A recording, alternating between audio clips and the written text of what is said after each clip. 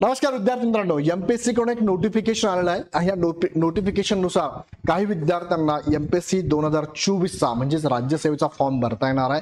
वयाधिक जर झाला असेल तर त्या उमेदवारांसुद्धा जे उमेदवार आहेत त्या उमेदवारांना फॉर्म भरता येणार आहे.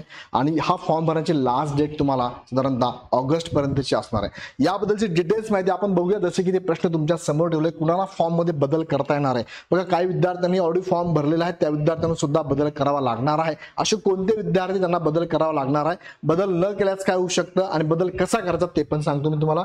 वयाधिक असणारे जे उमेदवार असतात, जे उमेदवार वयाधिक झाले होते पण त्यांना फॉर्म भरता आला नव्हता, पण त्या उमेदवारांना जर आता एससीबीसी किंवा ओबीसी सर्टिफिकेट जर तुम्हाला मिळालं असेल तर असे विद्यार्थी वयाधिक जरी असाल तरी फॉर्म भरू शकणार आहात. आणि फॉर्म मधील प्रवर्गात बदल करणे गरजेचे आहे का? म्हणजे मी ईडब्ल्यूएस मधून भरलाय, आता माझ्याकडे ओबीसी सर्टिफिकेट मिळालाय किंवा माझ्याकडे एससीबीसी सर्टिफिकेट मिळालेलं आहे, तर मग फॉर्म मध्ये बदल करणं गरजेचं आहे का?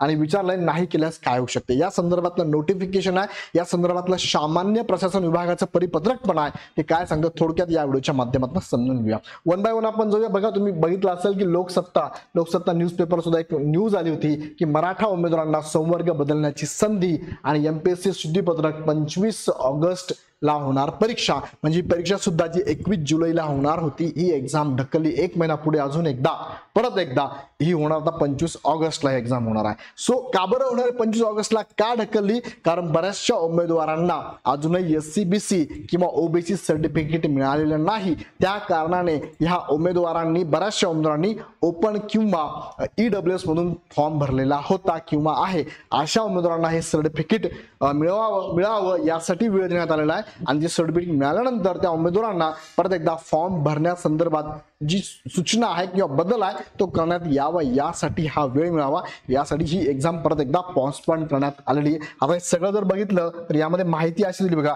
जेव्हा एमपीएससीने शुद्धीपत्रक दिलं होतं, सरकारने काढलेलं होतं की एससीबीसी हा प्रवर्ग लागू करण्यात आलेला होता, हे आरक्षण लागू करण्यात आलं होतं. त्यानुसार 8,308 उमेदवारांनीच फक्त फॉर्म भरलेला आहे. म्हणजे ही संख्या फार कमी आहे.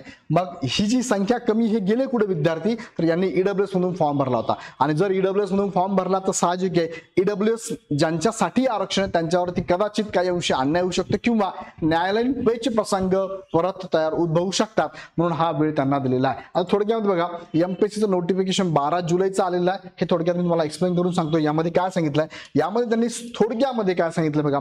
यामध्ये जे विद्यार्थी आहे, जाहिरात आली होती बघा 8 मे 2024 शुद्धीपत्रक आहे.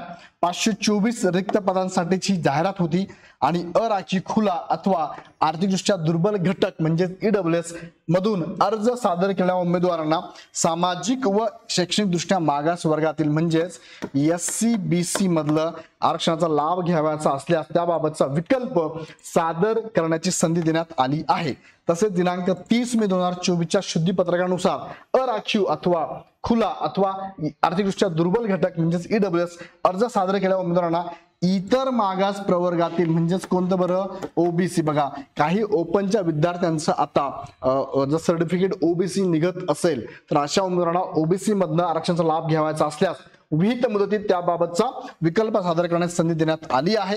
तसेच उपरोक्त दोन्ही शुद्धीपत्रकान्वये सामाजिक व शैक्षणिक दृष्ट्या मागास वर्गातील व इतर मागास प्रवर्गातील नव्याने पात्र ठरलेल्या अराखीव करता वयाधिक उमेदवारांना अर्ज करण्याची संधी देण्यात आलेली आहे. आता इथे जर समजून घेतलं तर अर्ज कोण कोण करू शकतं बरं? इथे बघा, 3 मुद्दे मी तुम्हाला एक्सप्लेन करून सांगतोय. 3 मुद्दे. पहिला मुद्दा, ज्या उमेदवारांचं बघा, जे ओपनचे उमेदवार होते, पण अशा ओपनच्या उमेदवारांना वयाची अट होती तुम्हाला 38 वर्षापर्यंत. बरोबर आहे, 38 वर्षापर्यंत तुम्ही फॉर्म भरू शकत होते.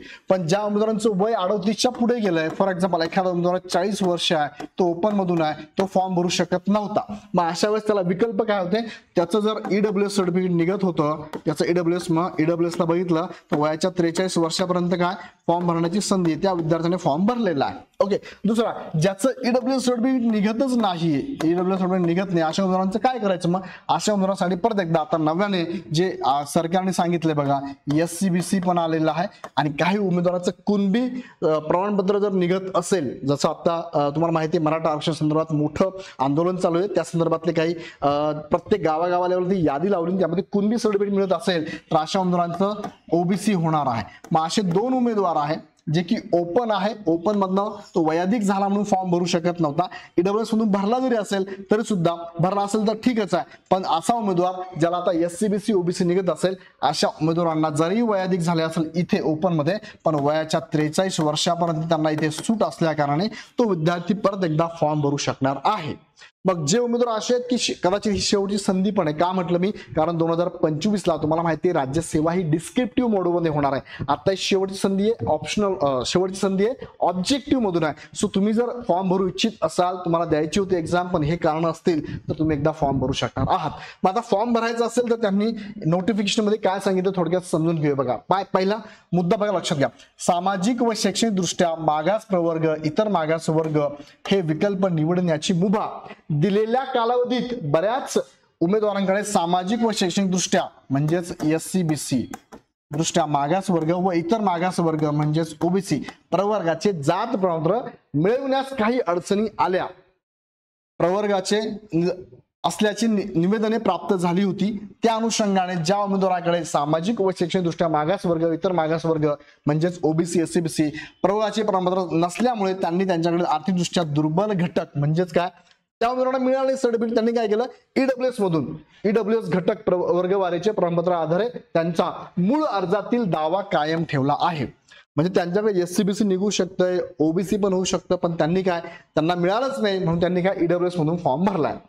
अशा उमेदवारांबाबत करावयाच्या कारवाईबाबत शासनाचे अभिप्राय मागवण्यात आले होते. त्याच अनुसरून शासनपत्र सामान्य प्रशासन विभाग क्रमांक संकीर्ण 2024 प्रकरण 137 आरक्षण 5 दिनांक 12 जुलै 2024 अन्वये प्राप्त अभिप्रायानुसार महाराष्ट्र राज्यातील सामाजिक शैक्षणिकदृष्ट्या मागास प्रवर्गांकरिता म्हणजेच एससीबीसी आरक्षण अधिनियम 2024 दिनांक 26 फेब्रुवारी 24 अन्वये ज्या उमेदवारांना सामाजिक व शैक्षणिकदृष्ट्या मागास वर्गाचे तसेच शासन निर्णय दिनांक 7 सप्टेंबर 2023 च्या अनुषंगाने गठीत करण्यात आलेल्या समितीच्या शिफारशीनुसार इतर मागास प्रवर्ग म्हणजे ओबीसी जात प्रमाणपत्र उपलब्ध झालेल्या उमेदवारांना आर्थिकदृष्ट्या दुर्बल घटक प्रवर्गाचा लाभ अनुज्ञेय नाही. हा मुद्दा नीट लक्षात घ्या. इथे काय सांगितलं त्यांनी बघा, त्यांचा मुद्दा असा आहे की ज्या उमेदवारांचा बघा, ज्या उमेदवारांनी ईडब्ल्यूएस मधून सर्टिफिकेट भरून ईडब्ल्यूएस मधून फॉर्म भरलेला होता, पण अशा उमेदवारांचा जर एससीबीसी किंवा ओबीसी सर्टिफिकेट जर तुम्ही काढलेलं असेल तर असा उमेदवार या ठिकाणी ईडब्ल्यूएस मधून फॉर्म भरू शकत नाही, त्याला भरता येणार नाही. साधा सिंपल मुद्दा एवढा. हा जो पॉइंट आहे काय सांगतोय की ज्या उमेदवाराचं एससीबीसी किंवा ओबीसी सर्टिफिकेट निघालेलं असेल, आता डेट कोणती आहे, शेवटची डेट दिली 15 ऑगस्ट पर्यंत, बरोबर, तर त्या उमेदवाराने बघा शेवटची डेट तुम्हाला काय सांगितलं मी 25 ऑगस्ट पर्यंत, एक्झाम 25 ऑगस्टला होणार आहे, पण ज्या उमेदवारांचं आता जर फॉर्म भरताना आता त्यांनी डेट दिली वाढून, त्या डेट पर्यंत जर एससीबीसी किंवा ओबीसी सर्टिफिकेट असेल तर असा उमेदवार ईडब्ल्यूएस मधून फॉर्म भरू शकत नाही किंवा त्याला ते आरक्षण मिळणार नाही. भविष्यात जर असं आढळला तर त्या उमेदवारावरती कारवाई होऊ शकते आणि तो उमेदवार इथे त्या आरक्षणामधून सिलेक्ट होऊ शकत नाही, असं सरळ त्यांनी सांगितलेलं आहे. बघा पुढे काय सांगितलंय, अनुज्ञेय नाही. ओके, सामाजिक व शैक्षणिक दृष्ट्या मागास प्रवर्ग व ओबीसी एससीबीसी ओबीसी पात्र उमेदवारांना तसेच इतर कोणत्याही मागास प्रवर्गास आर्थिक दृष्ट्या दुर्बल घटकाचा विकल्प मिळणार नाही, अनुज्ञेय नाही. म्हणजे एससीबीसी असेल, ओबीसी असेल, त्यात इतरही मागास प्रवर्ग असतील, जे कोणी असेल ते इतर प्रवर्ग, त्यांना सुद्धा ईडब्ल्यूएस घेता येणार नाही. जर असा फॉर्म भरला असेल तर विचार करा तुम्ही, अजून तुम्हाला फॉर्म मध्ये बदल करण्याची संधी आहे. पुढचा मुद्दा यामध्ये काय, यास्तव महाराष्ट्र नागरिक सेवा राजपत्रित संयुक्त पूर्व परीक्षा 2024 परीक्षेकरिता मूळ जाहिरातीस अनुसरून फक्त अराखीव म्हणजे ओपन खुला अथवा आर्थिकदृष्ट्या दुर्बल घटक म्हणजे ईडब्ल्यूएस अर्ज सादर केलेल्या उमेदवारांपैकी ज्या उमेदवारांना सामाजिक व आर्थिकदृष्ट्या मागास वर्ग म्हणजे एससीबीसी अथवा ओबीसी जात प्रमाणपत्र मिळाले आहे, अशा उमेदवारांना त्यांचा अराखीव म्हणजेच खुला किंवा ईडब्ल्यूएस दावा बदलून त्यांच्याकडील जात प्रमाणपत्राच्या आधारे एससीबीसी अथवा ओबीसी विकल्प सादर करणे आवश्यक आहे. समजलं मी काय सांगितलं तुम्हाला, ईडब्ल्यूएस मधून फॉर्म भरलाय तुम्ही, आता तुमच्याकडे एससीबीसी असेल किंवा ओबीसी सर्टिफिकेट जर असेल तर तुम्हाला फॉर्म मध्ये बदल करावा लागेल, गरजेचं आहे असं त्यांनी सांगितलंय.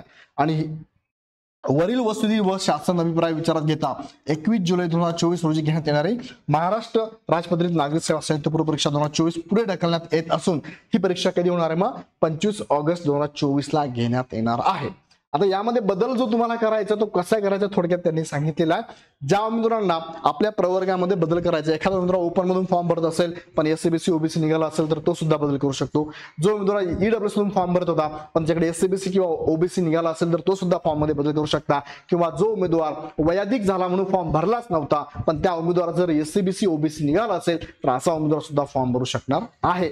बघा लक्षात घ्या. मग कसं करायचं ते बदल, ओपन असेल किंवा तुमचं ईडब्ल्यूएस असेल आणि तुम्हाला बदल करायचा आहे, एक तर तुमचं एससीबीसी झाला असेल किंवा ओबीसी झाला असेल तर त्यांनी ही ऍक्शन प्लॅन सांगितलाय. काय सांगितलं त्यांनी बघा, तुम्हाला काय करायचं, तुमच्या माय अकाउंटवर जायचंय, माय अकाउंटवर जायचंय, इथे ही ऍड बघायची आहे, त्यानंतर लिंक समोर दिलेली आहे त्या लिंकवर क्लिक करायचंय, क्वेश्चन या बटनावरती क्लिक करायचंय आणि इथे विचारण्यात येणारी माहिती नमूद करायची, जी माहिती विचारली जाते ती नमूद करायची.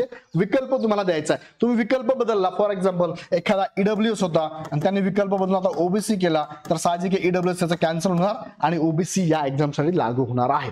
बघा म्हणजेच एससीबीसी अथवा ओबीसी दावा करणाऱ्या विकल्प सादर केल्यास उमेदवाराचा मूळ अर्जातील दावा रद्द संबंधित म्हणजे ईडब्ल्यूएस रद्द होईल. तुम्ही जो नवीन घेतलाय ओबीसी किंवा एससीबीसी तो लागू असणार आहे. तिसरा मुद्दा बघा, एससीबीसी अथवा ओबीसी विकल्प सादर केलेल्या उमेदवारांना कोणत्याही परिस्थितीमध्ये ईडब्ल्यूएस चा लाभ अनुदान होणार नाही.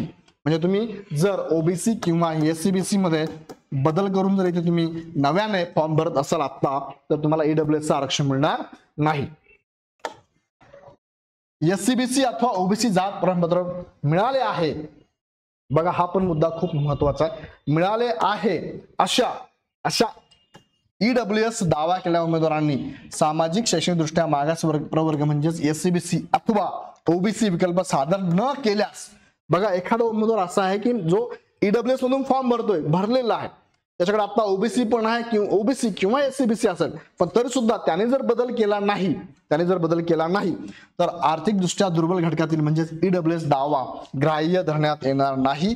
सदर दावा बदलण्याची विनंती भरती प्रक्रियेदरम्यान कोणत्या टप्प्यावरती विचारात घेतली जाणार नाही. म्हणजे आताच तुम्हाला बदल करण्याची संधी आहे, तुम्ही बदल जर नाही केला तर तुमचा ईडब्ल्यूएस हे सुद्धा ग्राह्य धरलं जाणार नाही. हा पण मुद्दा महत्वाचा आहे, नोट करा. त्यांनी सांगितलंय कधीपर्यंत करायचं आहे, 15 जुलै 2024 रोजी दिनांक 14 ऑगस्ट पर्यंत. बघा चालू झालंय तुमचं 15 जुलै पासून 14 ऑगस्ट पर्यंत तुम्हाला हा बदल करायचा आहे, म्हणजे पुष्कळचा वेळ आहे. या दरम्यान ज्यांचं अजूनही सर्टिफिकेट मिळालं नसेल तर सर्टिफिकेट मिळण्याची प्रयत्न करा. मिळाला सर्टिफिकेटचा बदल करून घ्या आणि बदल करणं गरजेचं आहे. पण मात्र सर्टिफिकेट मिळालंच नाही 14 ऑगस्ट पर्यंत तर त्याला काहीच कारण नाही. मग तुम्ही ओपन मधनं फॉर्म भरू शकता किंवा जे तुमचं ईडब्ल्यूएस असेल तिथून सुद्धा फॉर्म भरला तरी चालेल. पण निघत होतं, निघालेलं आहे, प्रयत्न केला नाही तर अडचणीत येऊ शकतात. सो प्रयत्न करा, तुम्ही ज्या प्रवर्गातून बिलॉंग करतात त्याचाच आरक्षण घेणं गरजेचं आहे, असा साहजिक तुम्हाला इथे सूचना त्यांनी केलेली आहे. बरोबर.